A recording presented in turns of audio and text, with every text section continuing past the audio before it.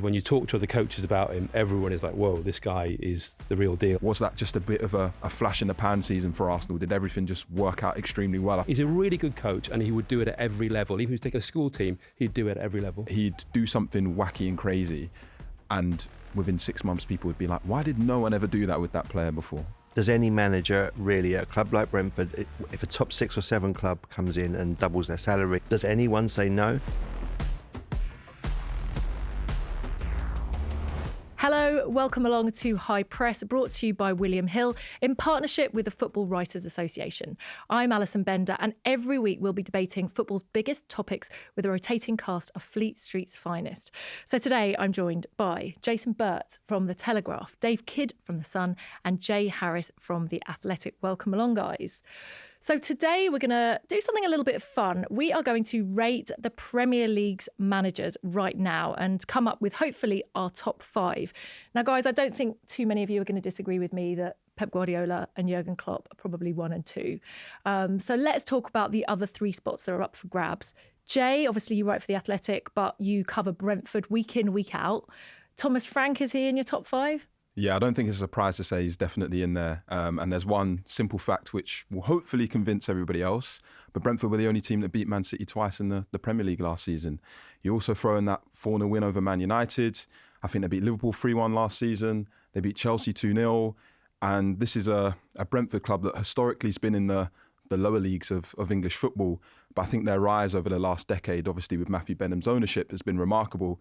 And Thomas Frank's been there for 5 years as head coach now, an extra 2 as assistant coach, and just the way he's been able to build that team's been very incredible. And even this season, they're obviously without Ivan Toney, who's suspended at the moment, and after a little bit of a wobble, they've just won 3 games in a row and look like they're absolutely flying and back to normal. You wonder how he'd get on in a bigger club, someone like Thomas Frank. How do you think he would get on managing a club the likes of Manchester United or Liverpool? Yeah, I think he'd do really well. What's interesting is every time his name's been raised in those sort of circles, it's always been closed down quite quickly. You know, he himself has closed it down, or there's been actually no real chatter around it. But his name has been mentioned around Tottenham, for example. But straight away, it's been like, no, he's definitely staying. But I think it's interesting. You know, I think Jay puts a very compelling case forward. They're never in the conversation when we talk about relegation. Never in the conversation. They will not go down this season. No chance whatsoever. And he must take a huge credit for that as well. And as Jay says, you know, he's beaten Man City twice in one season. Nobody else has done that recently. I mean, it's extraordinary. And I think they play quite good football. The development of the players is really good.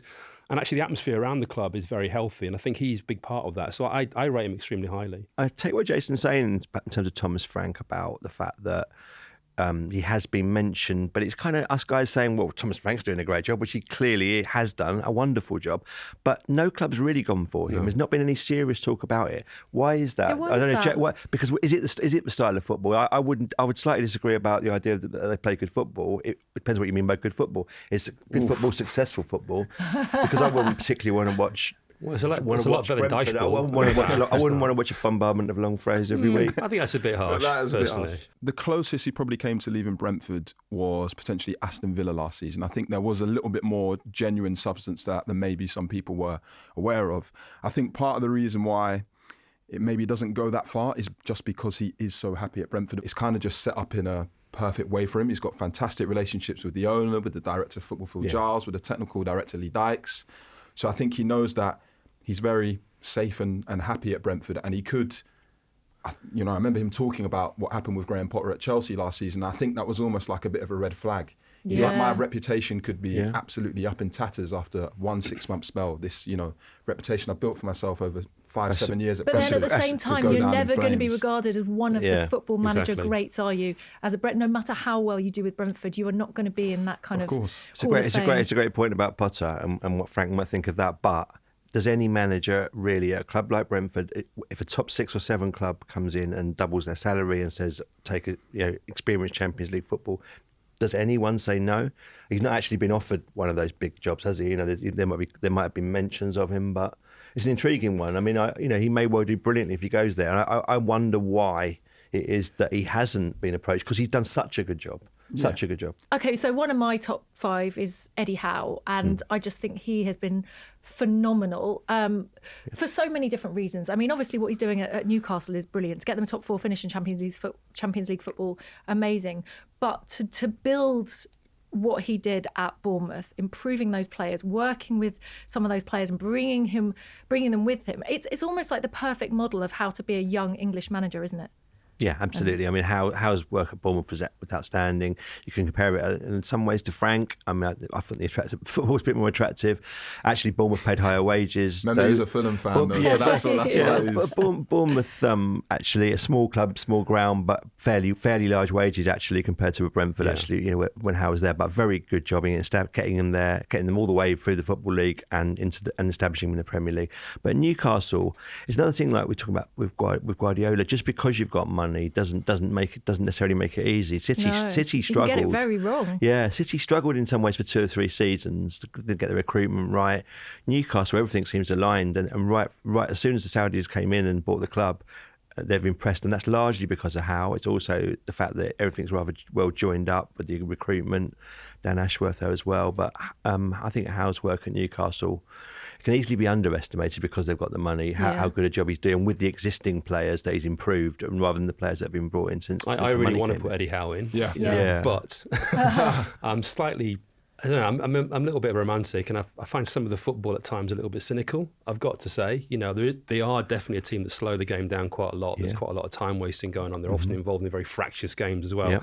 That sounds a little bit unfair on them, but actually, all the points that Dave made, absolutely right. The job he's done at Newcastle has been exceptional. It's good to see an English manager do well as well, because we're always talking about the foreign managers doing so well. An English manager going into a club like that, it was an element of risk. He was second choice to Unai Emery, and he's embraced it, and it's already. I mean, they absolutely love him in Newcastle. I would like to see a bit more with the football. I'm sorry. But that's the thing, the stakes are so high in the Premier League. You've got to do what makes you win football games rather than what makes you play attractive football, right? No, I totally disagree, actually. I was talking to another manager about this, and we were talking about Roberto De Zerbi. Yeah. And I'll tell you it was Kieran McKenna. And Kieran McKenna, I said to Kieran McKenna, what if Roberto De Zerbi went to Everton? He'd still play the same football. What if Sean Dyche went to Brighton? He still play the same football. I think sometimes we have this idea that you can only work with what you got, but actually managers play the way they want to play. They have a certain way of playing. They have a certain way of playing. You can enjoy watching Newcastle play though, can't you? It's not high energy, high tempo, atmospheric. It's brilliant. I absolutely agree with that. There's one element of it I just find a little bit, it's too much for me. I always think Roy Hodgson, who started his management career before I was even born, and he's been everywhere.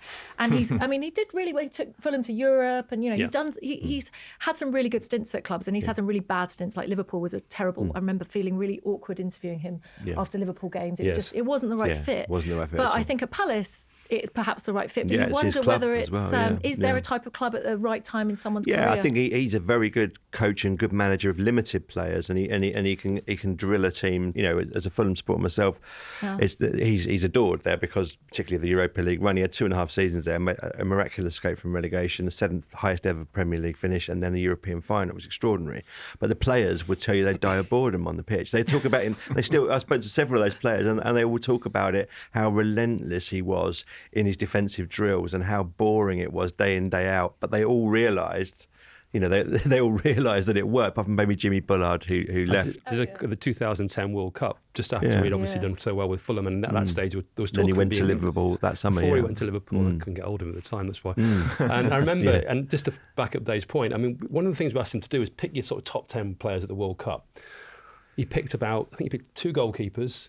I think it was 4 defenders and 4 holding midfielders. Yeah. And the best player at the World Cup. I said, who is it? Javier Mascherano. That was the best player. And the irony then was then when he went to Liverpool, first thing Mascherano did was try and force his way out. And he left, didn't he? Absolutely. And one of the players he mentioned at the time was a defensive midfielder from Denmark, Christian, was it Poulsen? Poulsen, yeah. He bought Christian Poulsen and he named Christian Poulsen as one of his top 10 players at the World Cup.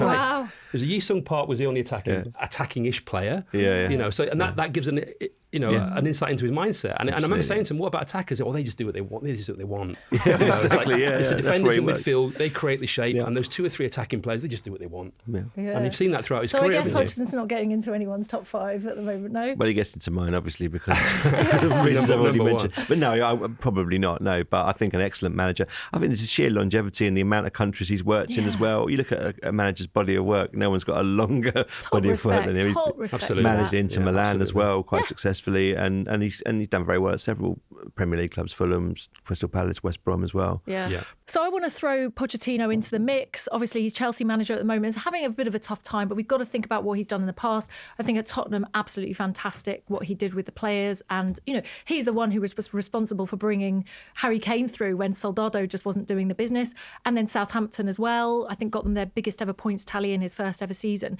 So for me, Pochettino, even though he's having a tough time at Chelsea, he gets into my top 5. Is there anyone or everyone agreeing with me there? I'm not sure I put him in the top 5. Right. I think he put forward a very good case. And I was a huge fan of his. I think he's a fantastic manager. I think he just has to get better at Chelsea. I think it will take time. That's the recency effect though, isn't it? Well, yes, but, we are into November, and I totally accept that, there's a huge job to be done there. That squad is totally unbalanced, too many young players and so on and so forth. But I think they have been underperforming generally. I think he has to do a bit better than that. And also, I didn't think it was brilliant at PSG. I know if it's outside the Premier League, but I think that was slightly sort of, a question mark over him. I don't accept the argument, he's never won anything. In Tottenham with runners up and nearly men. He got them there. They would have been nowhere without him. Absolutely so close nowhere. In that year that obviously Leicester they would have been nowhere without that was him. It would have been a fairy tale either way, actually. Yeah, absolutely. But they wouldn't have been in contention without Pochettino. No chance whatsoever. So I think he's in that. He's on the cusp of being in my top 5, but not quite in there. Players absolutely love Pochettino and they respect him and they're worked very, very hard by him. It's certainly a lot of the times players have affection for managers. They might be on the softer side of things, might give them more days off. No days off at Spurs. It was double sessions all the time and it was a sweatshop, but they appreciated it. They loved it. And I think the job he did at Spurs was wonderful. I think if you ask Gareth Southgate for his top 5 managers in the Premier League, he would definitely have Pochettino right up there because no one's done more to bring through young English talent at Southampton, at Spurs, and at Chelsea. They've got a core of about 7 or 8 young English players who may, in time, come. I mean, I agree with Guardiola Jason. might have something to say about that, I agree with. I don't think there's anyone who's brought more players through. You could say half the England team at the moment is Guardiola. But I don't think there's any manager in the Premier League who's brought through more players who've ended up playing for England in terms of Oh, I see. Yeah, numbers. Yeah. And I think that could well be true again at Chelsea if he gets the patience, if he gets enough decent results soon. What about Big Ange Postecoglou? I mean, he's not been in charge for very long, but we've seen what he's done in the past. What he did at the Asia Cup and how he improves players.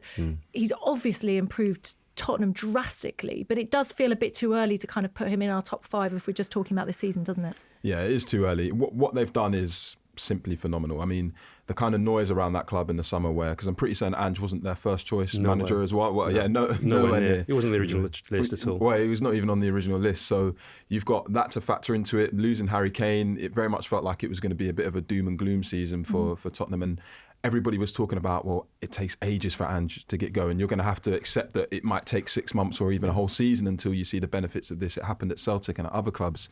But the complete transformation of the mood around that club, the way Maddison's just slotted in so perfectly, moving Son back to a central striker, the way he's brought in Udogie, who was on loan last season, everything just seems to have worked perfectly. Okay, maybe they want Richarlison to chip in and score a few more goals, but otherwise everything just seems to be absolutely flying for them. Antonio Conte. I think that's I mean, if you talk to people at Tottenham, the big thing they say about it is the transformation of the atmosphere. But he's played a huge part in that. There are a few sort of things he's put in place which I've been really impressed by. Like, for example, he has this open door policy, which obviously most managers say, I've got an open door policy, you come and speak to me. But what he means by it is, you come into my office, you ask for what you want and you go. You don't sit down there and talk to me for half an hour and ask if I'm going to go for lunch with you. That's a waste of time. I asked him about this last week and he said, why is that? He said, well, I've got a short attention span. but what he's joking. What he means is, like, I'll give you an honest answer straight away and we'll get on with it. And that's great because people at Tottenham are saying to me, now we know where we stand. And another little thing he's done, which is really interesting, is Conte it felt like deliberately almost change the training schedule 24 hours before it happened. So people didn't know where they stood. So they didn't know what days off I've we're heard having. about that at Chelsea as well. Yeah, and it was like almost a willful thing. Whereas Postecoglou, 2 or 3 weeks in advance what the schedule is. And it affects everyone around the club, not just the players. So people can say, look, my home life's different because I know what days I'm going to be off and I'm going to be around. He's given me that sort of chance to organise my own life. And if you feel like that, any employer is like that, any boss is like that, you feel better about where you work. And I think that was the thing at Tottenham last season. It's got become such a grind. Or this feel like the manager's almost against us here. Whereas this manager's like, no, hang on a minute, how can I help all you do your jobs better? So that takes you so far. So I think you're right. I think the jury is a little bit out because obviously they've been top of the league and so on. But I think we've got to see more evidence really over the course of a season to put him in the top 5. What about Arteta then? Yeah, I think for me, Arteta is another one of those names where I'm tempted to put him in the top 5, but I'm not totally convinced on it. I agree. I think he obviously came at one stage. It felt like he was very close to getting sacked by Arsenal. He obviously won the FA Cup in his first season, and then I think it was that second season where things just seemed to be going wrong.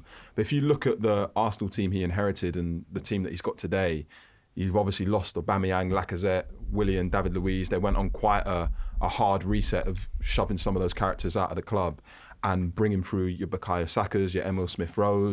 I remember when Arsenal signed Martin Odegaard on loan originally thinking, well, that's not going to work out. And I've been proved completely wrong. So I think the way he's taken Arsenal to another level, I didn't expect Arsenal to be in the top 4 last season. I thought top 6 would have been best. So to go so close to winning the title says it all. But I think, was that just a bit of a flash in the pan season for Arsenal? Did everything just work out extremely well? I think at one stage they were performing way above their XG, for example. So they were scoring goals that they normally wouldn't.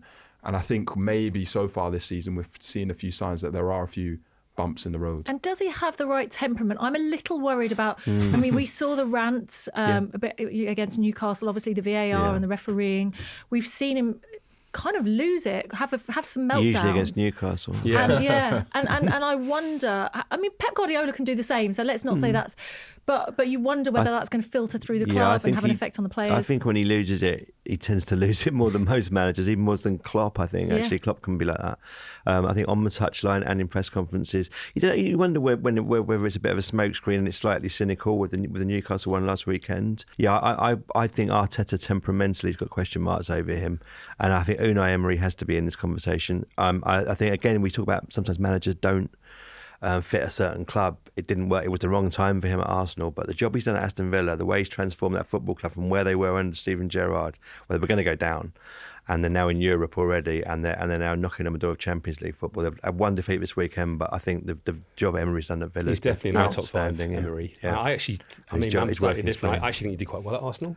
I think it was a really, really difficult situation. They weren't investing either in the club the way they have done with Arteta. The amount of money they spent under Arteta is incredible, and fair play. They've done really, really well. And I agree with Jay. He's kind of close to my top 5 as well. But Emery is definitely in my top 5. Yeah, I think people he got very badly treated at Arsenal. I think so too. I think the media didn't help with that. I think the fans didn't help with that. Absolutely right, and I agree with that. And the guy was trying his best to speak English. And what's interesting, obviously, at Villa is he's remedied that quite a lot. He's got his own sort of translator there as well in case he needs him.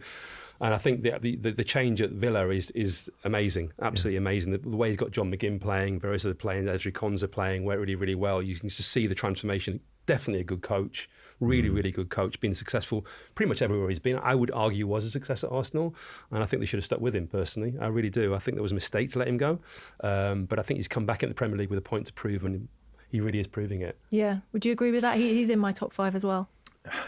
I hadn't even really considered him, but now you might be tempting me. I think with Arsenal, he was, one Europa League final game away from getting them back into the Champions League, and history would look completely different if that was the case. And I think also always remember that he really wanted Wilfried Zaha, but then Arsenal signed Nicola Pepe, and we all know how that worked out. So I think maybe actually in hindsight he probably did do a better job. And I have to say what he's done at Aston Villa has been simply great. I mean, people kind of forget they did get hammered on the opening day of the season by Newcastle, and everybody was sort of saying, was this just a bit of a not a lucky streak for Aston Villa last season, but was it just he wasn't Steven Gerrard and the mood was uplifted straight away? But the way they bounced back from that, and obviously their performances in Europe as well, you might have just convinced me to a late change. We've got to talk about De Zerbi because he's done a fantastic job. What do you make of what he's done? Yeah, I mean, I think Roberto De Zerbi should be in there. I think he's done an amazing job at Brighton, not just in terms of actually, where he's achieved in league position and so on, but the type of football they play. Obviously, he's inherited a really good setup. He took over from a really good coach in Graham Potter, but he's moved it to a different level. And again, De Zerbi is one of the coaches. When you talk to other coaches about him, everyone is like, "Whoa, this guy is the real deal." And I know Pep Guardiola has his habit of saying, "This guy's fantastic" when he's just beaten them, but actually, I think he's telling the truth. And he really rated Graham Potter. He really rates De Zerbi.